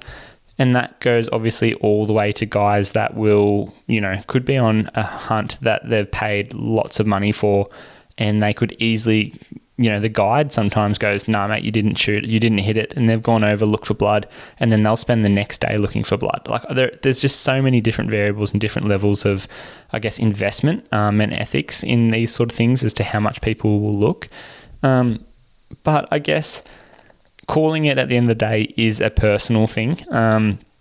And some things I like to consider is obviously, as I said earlier, just stacking that evidence. A lot of animals will run downhill when wounded. So even if I think I've lost all the evidence, I've done a few laps and all this type of stuff, I look at my tracking feature on my phone and I'm start gridding. Maybe I'm doing, I'll walk 100 meters, I'll take 5 steps to the right, and then I'll walk back where looking at my phone, obviously, to make sure I'm on the right line.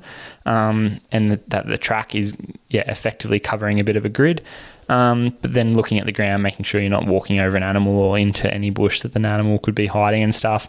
So gridding is one thing that I'll often do before I absolutely give up a search.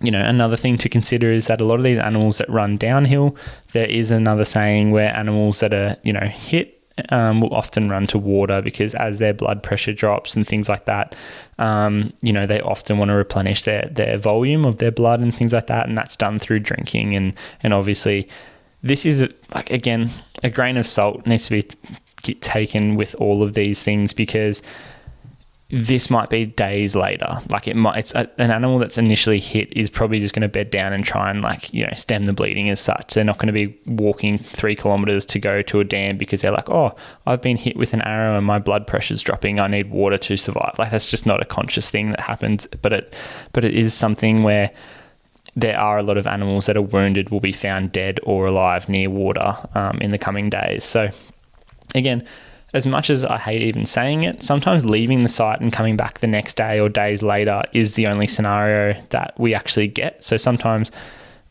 again, you might have shot something in the morning, you've looked all morning for it, and then you've got to go to work that day. And then the next chance, if it's shift work or whatever, the meat might be buggered. If it's cool, hopefully it's not. But at least you can get closure and try and find that animal.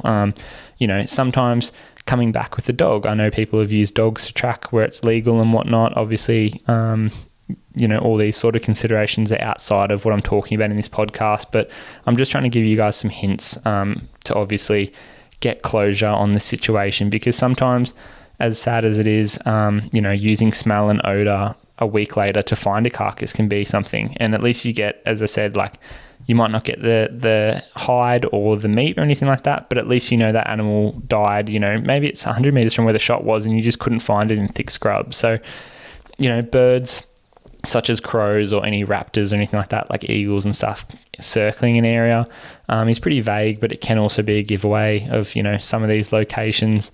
But yeah, sometimes just, you know, it doesn't work. There are some animals that we lose, unfortunately. Like I've definitely, as I said, found animals years later that had died less than 100 meters from where I initially shot them. And it was just in thick scrub or the terrain or whatever, or it rained and I lost the blood trail. And then years later, I found them. So, yeah, hunting in general can be really humbling. The biggest thing is obviously just trying to stack all of these considerations, as I've discussed, to give the animals that we've shot the best chance at being found. OzCaff Energy helps you power your passion. Designed to be convenient, discreet and portable with rapid energy absorption, these caffeine pouches are centered around adventure.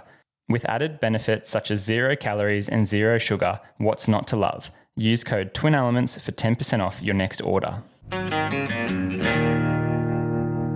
The last thing I'll touch on for this podcast, or our consideration number 15, is to learn from your mistakes. And it goes without saying, hunting is a steep learning curve. I think it's in our best interest to always try as best as possible to learn from our mistakes.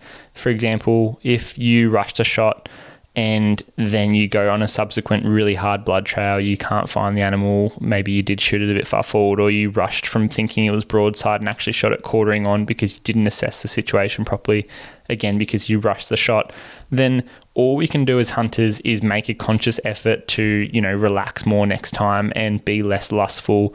We don't always have to shoot something. That's the biggest thing I try and stress to people, particularly people that are learning, you know, this lifestyle, is that sometimes just watching an animal and having an interaction is the best thing. We definitely do not have to shoot everything to have a successful hunt. And letting an animal walk and not forcing a shot is the best outcome for a hunt in a lot of instances. So another thing I would say, especially as, you know, a vet and someone that has hunted for a long time, even before I was a vet, obviously, is that learning the anatomy of these animals that we hunt and understanding where like the arrow needs to be or the bullet needs to hit, in order for us to like shoot these animals for a clean, ethical and humane kill is absolutely essential. Like, there is no point being like, oh yeah, someone told me that this is where it is, and then never doing any research on it, and someone saying, yeah, the heart's there. Or, you know, I've heard it millions of times, yeah, I shoot my deer just behind the crease. And it's like, what is the crease? That is such bullshit. Know exactly where the heart lies on a chital deer if you're hunting chital deer. There are so many YouTube videos out there. There are so many anatomy videos on, you know, deer and all these types of things. And better still, my next thing is that I would encourage everyone, if you shoot a pig and it goes well and you see that pig run 20 meters and you're like, I think I shot that through the heart, go and confirm it. You know, pop your gloves on if you have to. Get someone else to cut it up if you have to, if you're hunting with someone else and you're squeamish. But like, even if you don't eat them, and this is, you know, in the case that, you know, you're one of those people that love hunting but you don't eat it, which I just don't understand, but know exactly where the heart and lungs sit on the animals that you hunt and what bone structures your arrow or projectile or whatever it may be needs to avoid to make the shot like lethal, for example. So if you go, okay, as I said earlier, the heart in most animals is sitting in the bottom third of the thoracic cavity between ribs 3 and 6. Okay, I'm going to go count the ribs, go 1, 2, 3, 4, 5, 6. Yep, so that's where the back of the heart should be. That's where the front of the heart should be. I'm going to cut under the front leg, reflect the front leg off that thoracic chest cavity, and then cut through the ribs. You might have a little bone saw, flip it open and go, yep, the heart's right there. Oh, it's actually a bit more forward than I thought. It's a bit more low than I thought. It's a bit higher than I thought, whatever it is. Oh, okay, and then the lung overlaps that. I actually shot the top of the heart and the bottom of the lungs. Oh, a little bit far forward. If I shot back, it's actually the lower edge of the lungs because the lungs sit more higher.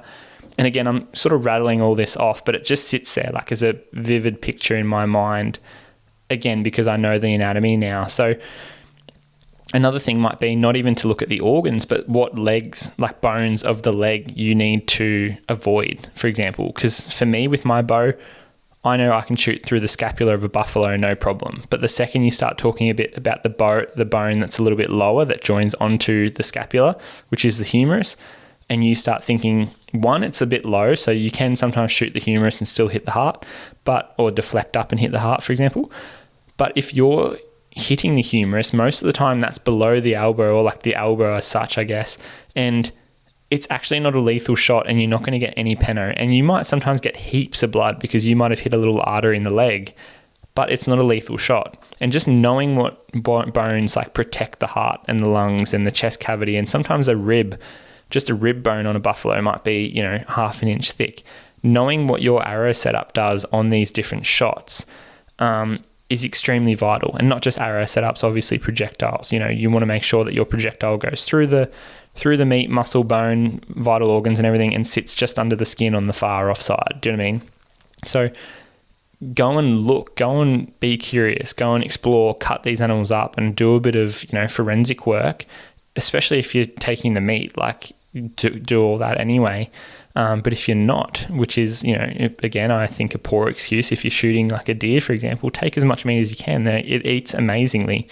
But at absolute worst case, get your hands dirty, roll up your sleeves, go and learn where you need to be shooting these animals. If you're going to be a hunter, you need to be proficient, and that starts with knowing the anatomy as far as I'm concerned. So, obviously, as I said, the animals we hunt deserve to have the best gear and preparation going into each hunt, just basically so we avoid losing animals. So that's making sure that before we even set feet in the bush, that we're shooting at targets readily. Our broadheads are shaving sharp. There's no point being able to put an arrow in the right place and then having blunt broadheads. So all of these little things, like if you're, again, not getting the results you want, the biggest thing is just being accountable, and consideration 15 is that learning from your mistakes, as I said, and just having a hard reflection as to, we actually spoke about this. We had a great listener call in, I think it was 2 podcasts ago in our FAQ sort of questions one, and he said, look, I think I'm hitting animals a little bit far back. I don't know why. And we posed the question to him, are you concerned about shooting animals in the front, through the bones of the front leg? And that subconsciously might have been something that he was thinking, because we often hear, as I said, shoot them in the crease just behind the front leg. And if you start looking at the anatomy in these animals, when you do that, and when you shoot behind the front leg, and not in the bone, accounting for lower poundage or mechanical broadheads or whatever the factors may be, you drastically reduce the heart, drastically reduce some of the lungs, and start playing on liver, lung shots, like back of the lungs and gut shots. Do you know what I mean? So again, he was great and was accountable and said, hey, I'm not enjoying where I'm shooting these animals. I'm potentially losing a few animals. Can you guys help me out? And that just comes back to, obviously we want everyone to be critical of their methodology, critical of their gear choices and things like that.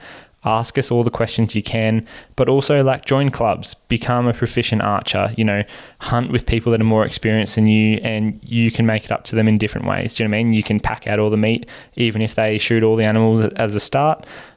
Just learn just is the biggest thing. And if you are someone that really struggles from buck fever or getting excited and rushing and placing poor shots, then just relax. I think, as hunters, it's easy to, share our highs quite a lot and then not reflect on the lows, because we're often the only ones that see it.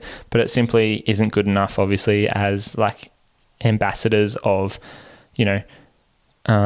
humane, ethical hunting and stuff like that. We need to be doing a better job, obviously advocating for ourselves and advocating for these animals that we should be respecting and hunting. If you're sick of having dull knives in the kitchen or whilst out fishing or hunting, then check out the Kimbo Rolling Knife Sharpener. Its easy design means anyone can have knives razor sharp in minutes. Australian owned and backed by a 90-day money-back guarantee, it's a perfect gift for anyone that loves cooking or in the outdoor space. Use code TWINELEMENTS15 to get 15% off your next order. Alrighty, so without further ado, that pretty much wraps up our podcast for today. I am going to touch on an FAQ, and for today's FAQ segment, It was actually sent in today, or plucked, I guess, from a hunting group on Facebook where I saw this question asked. And as always the case on Facebook, there were hundreds of comments and everyone was chiming in with different answers, which was quite interesting. But just the backlash of like answers and member bashing was quite significant as well.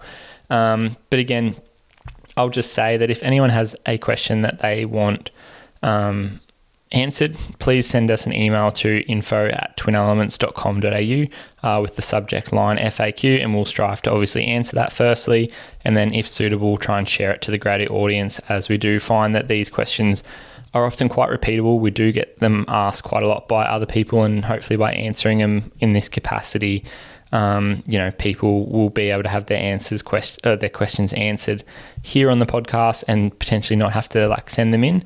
So we do find that there is great overlap through, what you guys are sending in is that other people do want to hear it or have thought about it at least. And I guess the other way to get FAQs to us is to send us a DM to either, like Twin Elements on Instagram, or Ayden Doumtsis Outdoors, or James Doumtsis Outdoors. And again, we'll strive to obviously answer them and get those back to you. But this one, as I said, was from that member on Facebook, and he said, I hit a deer a little further back than what I would have liked, and when I finally found him, he was a bit gassy. Is the meat safe to eat?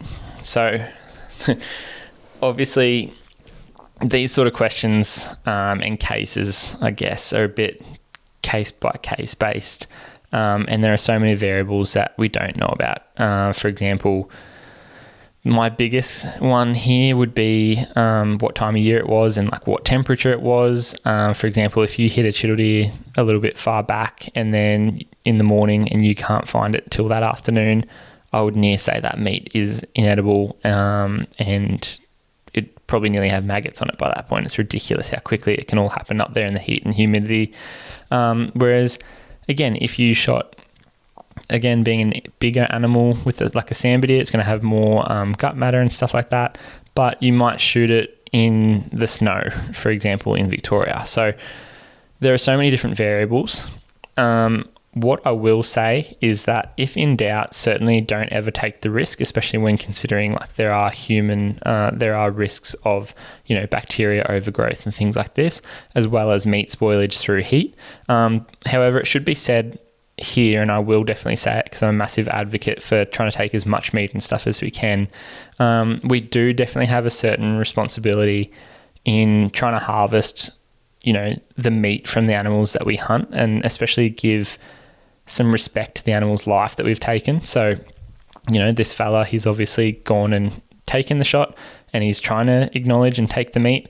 What I would do is, rather than just say, oh no, it's a bit gassy, I'm not going to take anything, is, especially because it's quite normal for the gastrointestinal tract on, big animals, especially like deer and stuff like that, to expand and get gassy rather quickly when there's like what we call gut stasis. So when that gut's not moving, and especially when they're not chewing their cud and doing all this type of stuff, and then you add in other conditions such as they're laying on their side dead, and the temperature's increasing, like the gas is just going to build up. So it does have the capacity to become gaseous quite quickly. I'm assuming in this question that it was found on the same day.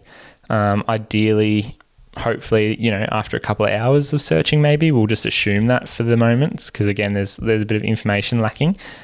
In this instance, personally, I would avoid taking any of the cuts that are directly touching the guts or internal. So anything that's intra-abdominal, intrathoracic, anything like that. Anything essentially that's had contact with the internal organs, which are going to be very hot, gassy, and potentially start having build up of blood gases and things like that, and potentially like not toxins as such, but just have contaminants in there and higher levels of bacteria and things like that. So what I would do is I would probably start and quite carefully try and remove the back legs. They're obviously going to be removed through those ball joints. And what you do have to be careful of is if the guts are quite gassy and protruding a little bit, your knife work's going to be really careful. You also will be severing like the femoral artery, or like saphenous veins or whatever in there, in that sort of groin area, and just try not to get as much of that blood that's going to pour out on the meat as possible. So again, remove the back legs, and then I would be getting that hung and in air as soon as possible. I would probably then remove the back straps as well. If I'm being honest there, that's probably all I would be taking. I'd be trying to take, and essentially as well, in this circumstance, I'm just thinking if I take 2 back legs, 2 back straps, that's probably a majority of the meat on an animal in most instances anyway. And you can do that in most cases when you're fairly skilled in minutes. Like I'd say most people can do both back legs and back straps in like less than 10 minutes. And that's not being a stretch. Like a sharp knife working quickly, you can definitely disarticulate that back leg, get it on a meat bag, disarticulate the next leg, roll it over, blah, blah, blah, get the back straps very, very quickly. And you've got like a large portion of meat. Again, none of that should have been in the actual abdominal cavity or in the where the organs and gas is quite hot and stuff like that. So what I'll then try and do, and this is me just thinking about trying to be as quick and efficient as possible and then saving as much meat, because you're thinking you're ticking against the clock here. With those cuts of meat, what I would do is I would chuck, I'm assuming there's probably going to be flies around because they've probably been attracted to the dead animal for the last hour or two. So I would have everything in game bags, ideally hanging in a dry, cool place, hopefully by like a creek or under a shady tree or something like that. The back straps are going to be pretty much fine as they are. I would just have them hanging, ideally in separate bags and hanging. And each leg, what I would be doing, especially if I've got plenty of game bags, is I would set up on a game bag or a bit of a tarp, like a workstation, and I would be getting that bone out of that meat, because you got to think with these big back legs, especially an animal like a red stag or a sandbitty, that back leg might be 20 kilos. So you've got from the outside in, it might be like 5 to 10 centimeters of meat until of like hot meat, essentially at this point, hot being room temperature or like external temperature. Obviously, like when that animal died, it was 30 odd degrees, and it's going to cool down slowly. But the longer it's been, 1, on that animal, and then 2, the bone retains a lot of heat because you got to think of it being inside that meat. So what I would do is be cutting from basically the knee to the ball joint, and then cutting around that bone and getting it out. And then from that meat, I would then be going in everywhere there's like a little bit of like a sinew or a fascia. I would be breaking down every single cut of meat in those back legs. And it takes minutes, if that, to quickly go, there's my rounds, there's my rump, there's my, whatever else it may be. All these cuts that you think of at the butcher, and each cut's got different uses. And I would be putting those in individual game bags, and again, hanging them as quick as possible in a shady tree while I'm working on the next cut or the next cut or the next cut. And then as soon as possible, I'm getting that in my backpack straight to the car, where ideally I've taken the care to either have a car fridge or get an esky with meat, with ice, destined for this meat type of stuff. Or if you're hunting at home or at a friend's house, in a cool room or in the fridge or whatever it is, the last thing you want to do is be chucking that in the freezer or something like that. You want it to still cool down slowly, but you want it to be in cool conditions as it cools down. Again, obviously, if you're backpacking and this happens, then like it's against you, but you want to be keeping it in a cool, dry place. The fact that it's off the bone, off the animal, all these types of things, it's going to be having a lot better chance. And just to answer the question, like, you basically want to be smelling the meat, looking at its color, consistency, all this type of thing as you're doing it. Like if I cut that first back leg and I'm sitting there going, this doesn't smell right, this consistency of the meat doesn't look right, like it's a weird, that it's like the meat, when it gets like hot, gets like this greeny sort of paley white color sometimes, like it's pinkish rather than like a nice bright vibrant red. That would be a concern to me. Sometimes you can trim it, and again, like I might be removing the whole leg going, I don't know if this is good, I don't know if this is good, and then as I go being like, oh no, I'm actually like happy with that as it starts cooling. Or as soon as you get it away from the body, sometimes it might come back to being like a usable bit of meat, if that makes sense. So I think, as long as you're not going to get physically sick from doing it or anything like that, like it's, as I said, it's only been dead for a couple of hours, hopefully in the shade, all these types of things, I would be trying to make the most of it. But definitely don't, go against your gut in the sense of if it smells or you think it's bad or whatever, you've done your due diligence and just learned from it. As I said earlier, whilst it's disappointing, it's not worth getting sick from. And yeah, moral of the story is even when things go right, like you heart and lung shoot something, if it's in the tropics or North Queensland where I do a lot of hunting, or the Northern Territory for buffalo and their big animals, meat can go bad especially quickly. Even, you know, if you've shot something and watched it go down and you're working on it from the moment it's down to, you know, an hour after, and you're hunking 40 kilo back legs away. So, you know, there is a potential, you know, capacity here for this to have been, you know, not worth it, and stuff like that. But I think without trying, you're never going to know. So again, yeah, thanks to that fella for putting himself out there and obviously trying to learn from it. Please, everyone, if you are on forums and Facebooks and things like that, let's just try and keep the infighting and bickering and bad comments to ourselves, I guess. I think just always trying to put yourself in other people's shoes. Like, he's obviously acknowledged that, you know, it wasn't the best shot, but things happen. But just the fact that he's trying to learn from it, I think is great. So there were a few people bashing him on social media there, which is, I guess, always the case. We do get these heroes and stuff, but let's just try and obviously, which is the goal of this podcast too, with James and I, we work pretty hard behind the scenes here to try and make this as informational and informative as possible, to try and, you know, obviously paint hunting, bow hunting and the great outdoors and all these pursuits in the best light possible, because it is such a great avenue to have, you know, a great lifestyle and fulfillment. So without further ado, I think that will wrap this podcast up for me. There are so many things to talk about more, I guess, in the future, and this is just a bit of a Kickstarter in terms of things to do after the shot.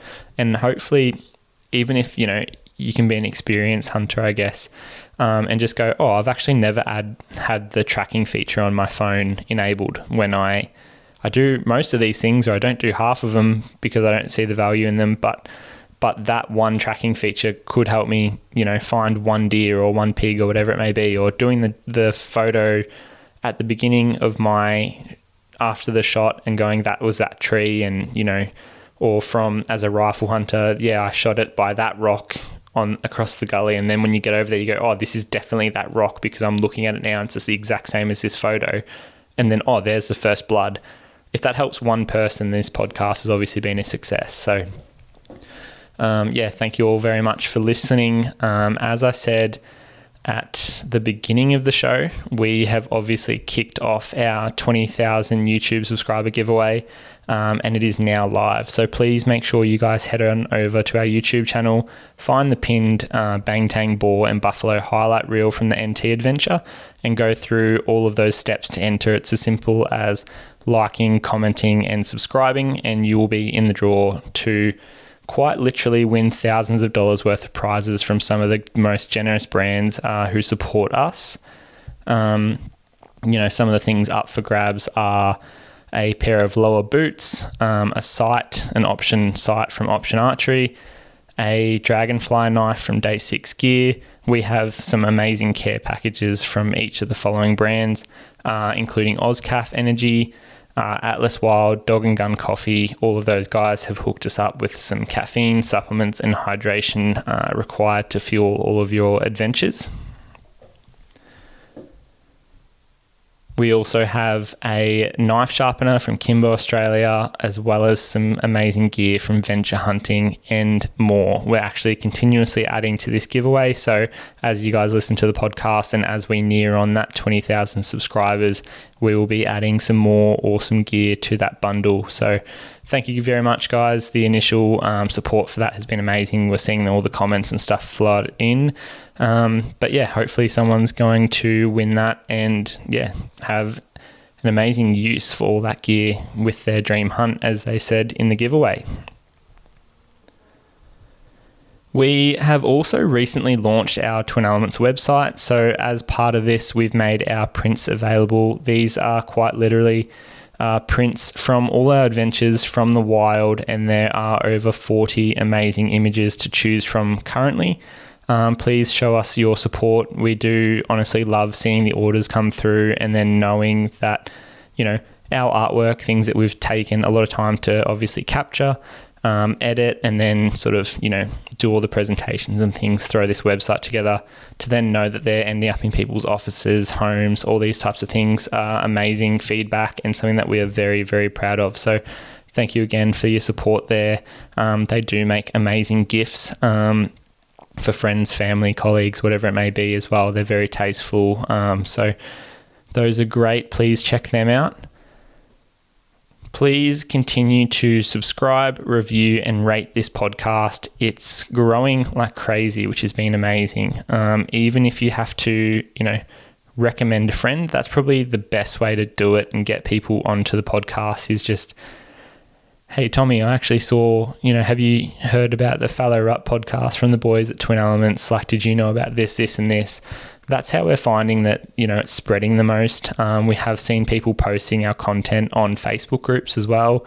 I know there's like Bow Hunting the Rut and Hunting Australia and all these different Facebook groups and online, which are great and have some amazing, obviously promotions and things like that. And just, we've seen people sharing our content on there saying, get a look at these guys, go and listen to what they do. So we really appreciate it. Honestly, from us, James and I, we are simply just trying to, promote bow hunting and hunting here in Australia and international, I guess, for that matter, in the best light possible. And we see that as educating other hunters just from our mistakes. Essentially, if you think of us as good at anything, it's just learning from our mistakes. And we have made plenty over the last 25 years of hunting.